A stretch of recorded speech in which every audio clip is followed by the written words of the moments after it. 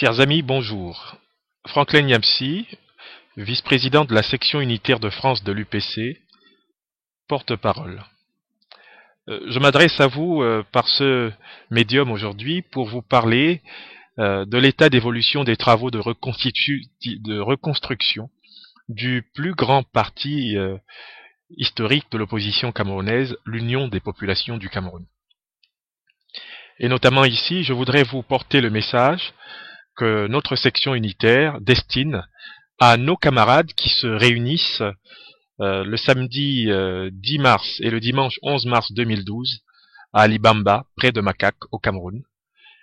Camarades venus de toutes les tendances de l'Union des populations du Cameroun pour offrir évidemment une alternance et une alternative fiable au peuple camerounais.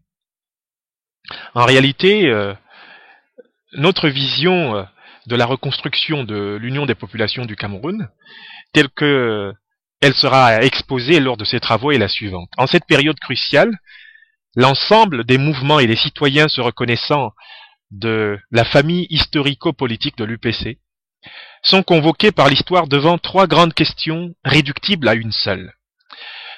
La première question est celle de savoir quel sort faire aux 20 années de collaboration des UPC gouvernementales avec ce régime RDPC de Paul Biya, dont tous s'accordent à reconnaître qu'il a un bilan dramatiquement désolant, pour ne pas dire apocalyptiquement catastrophique. La deuxième question est celle de savoir quel sort faire à 20 années de renoncement à l'action et au rassemblement, à 20 années de renfermement pseudo-idéologique, en vertu desquels certains ont interprété la fidélité aux principes upécistes comme étant la pure et simple satisfaction d'être d'accord avec soi-même ou entre soi. Enfin, la troisième question est quand même celle de savoir comment affronter le marasme politique, source de cette misère matérielle organisée au détriment des populations camerounaises, livrée à une très grave crise morale. Comment agir en upéciste dans une Afrique où les chiffres de la croissance sont en contradiction avec la misère réelle, crasse des populations. Comment définir le cap de l'upécisme dans un monde qui n'est plus clivé par la séparation idéologique entre l'Ouest et l'Est? Comment agir en upéciste dans un monde devenu stratégiquement multipolaire? En réalité, toutes ces questions peuvent se réduire en une seule et grande question. Où veut aller l'Union des populations du Cameroun? Et quelle orientation l'Union des populations du Cameroun veut-elle donner au destin du Cameroun? Comment l'Union des populations du Cameroun veut-elle transformer le destin du Cameroun en destinée camerounaise? À la première question, la section unitaire de France de l'UPC apporte ce qu'elle considère comme une réponse au collaborationnisme tragique. Camarades, chers compatriotes, qui ne voit toujours pas la vacuité et la tragédie à laquelle a conduit le collaborationnisme upéciste? Dans nos rangs persistent à s'égarer quelques middlemen de la mangeoire politique postcoloniale qui espèrent interminablement tirer du rassemblement des upécistes en cours de nouveaux arguments pour se vendre à bon prix à la foire aux strapontins du régime de Paul Biya. Nous devons nous opposer plus que jamais, de façon sereine, organisée et déterminée à ces opportunistes. L'opportunisme doit craindre les réunions upécistes et nous devons nous organiser pour le tenir en respect par notre vigilance. La section unitaire de France de l'UPC répond donc volontiers à la première question en demandant fortement à l'UPC rénové de prendre définitivement et radicalement ses distances envers le régime RDPC de Paul Biya pour offrir une autre perspective, c'est-à-dire une vraie alternative et une vraie alternance au peuple camerounais. Le bilan de la collaboration d'une certaine UPC avec le RDPC est pour nous, sans aucun conteste, lamentable. Les UPCistes partis au pouvoir avec Biya, ou qui ont crédité Biya de porter une quelconque lumière d'espérance, en sont revenus bien bredouilles. Voyons la situation résultant de cette confusion collaborationniste stérile. D'abord, une grande confusion jetée sur l'image de marque nationale et internationale de l'UPC. Il y a eu un mépris rampant des normes de fonctionnement des institutions d'une démocratie soi-disant représentative qui s'est tantôt appelée démocratie apaisée, démocratie avancée, pour s'achever dans ce qu'on a appelé les grandes ambitions, les grandes réalisations, propos creux par lesquels Biya ne peut pas nous expliquer qu'il y ait encore près de 50% de Camerounais vivant en deçà du seuil de pauvreté en 2012. On a enregistré la fabrication de la division par l'invention de registres de citoyenneté distincts entre de soi-disant autochtones et de soi-disant allogènes, qui sont pourtant normalement de la même république. C'est la descente aux enfers des institutions culturelles, de la famille à l'université. C'est le discrédit sur l'image de marque du pays par la corruption endémique. Le pays a été plusieurs fois pays le plus corrompu du monde, sous Paul Biya. C'est la naissance d'une connivence nouvelle entre la criminalité du sommet de l'État et la criminalité populaire, à travers la banalisation de la vindicte et de la justice populaire. Le Cameroun, c'est quand même une diaspora de près de 4 millions de Camerounaises et de Camerounais regardés avec méfiance, en chiens de faïence, comme des exclus du jeu politique national, par une pensée rétrograde qui gouverne le pays. Le Cameroun, c'est l'échec à devenir une république exemplaire au cœur d'une Afrique centrale francophone qui n'en peut plus d'attendre le réveil du Grand Cameroun. La solution dans ces conditions, chers camarades, chers compatriotes, appartient-elle alors aux idéologues du fidéisme upéciste? Alors là, nous voulons répondre à la seconde question de cette communication de la section unitaire de France de l'UPC.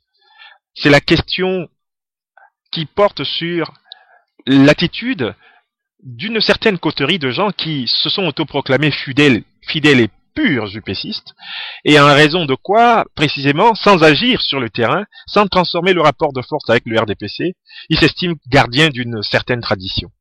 Mais, camarades, nous disons que le fidéisme de l'impuissance équivaut en valeur politique à la vacuité du collaborationnisme. Prétendre qu'on est resté fidèle aux idéaux fondateurs de l'UPC, alors même qu'en 20 ans de retour dans l'opposition civile camerounaise, on n'a même pas été en mesure de gagner des élections dans une commune de brousse, c'est nier le bilan vide qui sanctionne l'incantation des idéologues stériles du crypto-communiste des soi-disant fidèles. Ce crypto-communisme nous a conduit à un bilan tout à fait comparable à celui du collaborationnisme. Perte de liens actifs avec les populations du fait d'une absence d'implication réelle des upécistes dans les luttes sociopolitiques en cours, neutralisation mutuelle des cadres de l'UPC des fidèles par une complotite aiguë et une propension dommageable à l'ayatollahisation du parti, pratique récurrente de trucages électoraux lors des congrès, constitution de réseaux d'affidés excluant l'ensemble des cadres upécistes du débat des actions envisagées du parti, haine des intellectuels traduite par la montée en puissance d'un populisme qui n'a d'égal que l'ignorance profonde des populations camerounaises par une direction entièrement calfeutrée dans ses villas cossues de Bonapriso ou dans ses occupations professionnelles, méfiance exacerbée de la vieille garde des fidèles envers la jeunesse upéciste, absence d'implication active dans la vie culturelle et économique du Cameroun, avec en prime l'échec localement organisé de toutes les tentatives d'impulsion entrepreneuriale suggérées par des cadres alertes de la diaspora. Insignifiance internationale et absence de renouvellement du bréviaire de lecture de la situation stratégique du monde. Finalement, réduction de l'action politique upéciste aux réunions et congrès picrocolins et à la rédaction plus ou moins régulière de communiqués insipides et sans lendemain. C'est pour avoir compris cet échec que certains d'entre nous ont fait l'objet de procédures extrajudiciaires dans l'UPC dite des fidèles. C'est pour avoir dénoncé la gourouisation de l'UPC par la bande crypto-communiste de la côte de Douala à Souza que nous avons été pris en chasse par les sectaires d'Albert Moutoudou, qui nous appelle désormais dans ses courriers politiques les imbéciles de France. Alors lui, ce grand sage d'Albert Moutoudou, soi-disant secrétaire général d'une faction upéciste complètement impuissante, devra savoir la chose suivante. Pour l'avenir de notre mouvement, nous ne nous vautrerons point dans la gadoue qu'affectionnent décidément ces upécistes traumatisés par leur échec à traduire l'espérance que le congrès de 96 avait placée en eux. La politique de la chaise vide et de la terre brûlée de l'UPC des fidèles, version crypto-marxiste Ndema Moutoudou Moukoko Makit, échouera inéluctablement. Le train de l'unité est en marche. Ceux qui ont loupé une gare auront bientôt loupé toutes les autres. Nous, UP6 de la section unitaire de France, à bonne distance des agents doubles du RDPC qui continuent de brouiller le message de la diaspora UP6 dans des médias où finalement on les plaint davantage qu'on ne les écoute, eh bien nous indiquons solennellement ici que nous soutenons la naissance d'une véritable UPC de combat contre le RDPC, y compris contre les lâchetés par lesquelles, pour s'éterniser dans le fauteuil symbolique de Ruben Oumniobé, certains n'hésitent pas à réduire le combat politique au mouemba entre soi. À la troisième et dernière question que nous posions tantôt, à savoir la question de la réponse qui convient à la situation de l'heure, nous apportons ce que nous appelons notre réponse pour un upécisme de refondation républicaine, sociale et démocratique. Chers camarades, notre réponse est en nous-mêmes. Elle réside dans notre vouloir vivre ensemble dans une république refondée dans l'esprit de l'UP6. Pour nous, la construction d'un État-nation socialiste et démocratique, sans catégorisation de citoyenneté, donc incluant les binationaux camerounais, un État respectueux des droits humains, du pluralisme, un État solidaire et écologique, voilà le cap à maintenir afin de vaincre la misère et la violence politique qui enserrent les populations au Cameroun. L'upécisme, cet humanisme politique né dans le creuset de la plus grande des luttes historiques du peuple camerounais pour son autodétermination, doit se poser en s'opposant aux idées surannées du RDPC, mais aussi en s'imposant dans le terrain de l'offre de solutions innovantes, là où des problèmes anciens persistent malgré les solutions anciennes.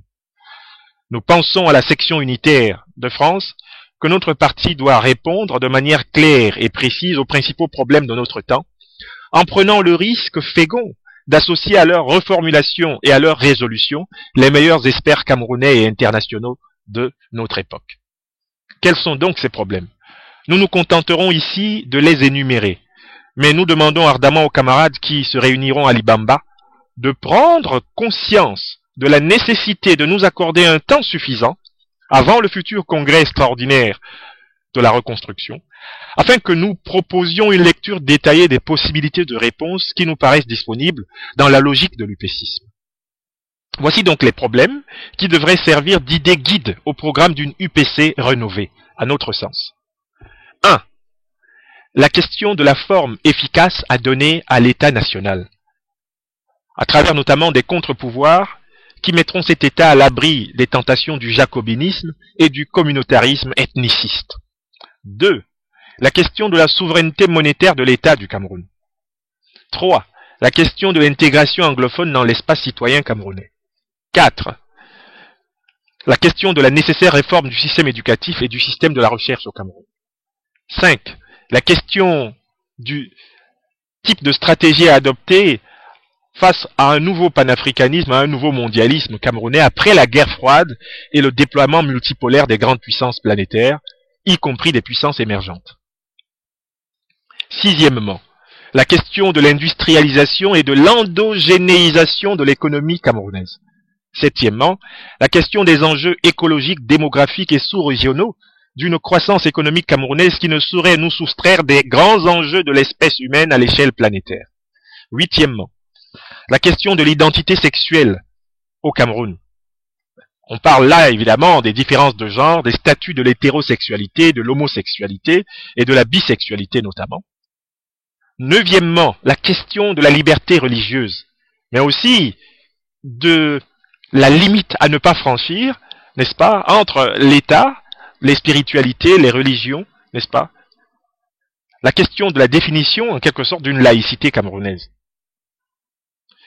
Nous avons la question, en 10e lieu, de la réforme, voire de la révolution de la féodalité, y compris des institutions du mariage polygamique. 11e, nous avons la question de la réforme des armées et de police du Cameroun en véritable force soumise aux principes généraux du droit. Enfin, nous devons évoquer très sérieusement les réformes urbaines, les réformes des institutions culturelles, de la jeunesse et des sports, et la question de l'emploi des jeunes, de la sécurité sociale, de la gestion de vie, n'est-ce pas, en un tout. Voilà, chers camarades, les questions qui nous attendent et qui exigent que nous prenions non pas simplement le temps de la réflexion, mais la décision de l'action. La section unitaire de France de l'UPC, en vous adressant et en s'adressant à tous les Camerounais à travers les UPCistes, voudrait dire une fois de plus qu'elle est au travail et vous inviter à ne pas vous laisser distraire par toutes sortes d'opérations consistant à empêcher que l'UPC se retrouve avec elle-même et à empêcher que l'UPC retrouve le Cameroun, afin que le Cameroun lui-même, à son tour, se retrouve. L'UPC plie, mais ne rompt guère. Unis et solidaires, nous vaincrons. Alors, la présente communication est faite au nom donc de la section unitaire de France, dont le président est Josué Yetna, le premier vice-président, moi-même votre serviteur, Franklin Yamsi, le deuxième vice-président, Emmanuel Fonkoa, le troisième vice-président, Gwet Matip, le quatrième vice-président, Jean-Pierre Djemba. Nous sommes bien le 9 mars 2012 et nous souhaitons aux UP6 de toute tendance qui se réunissent à Libamba plein succès. Merci, chers camarades, merci, chers compatriotes. Au revoir.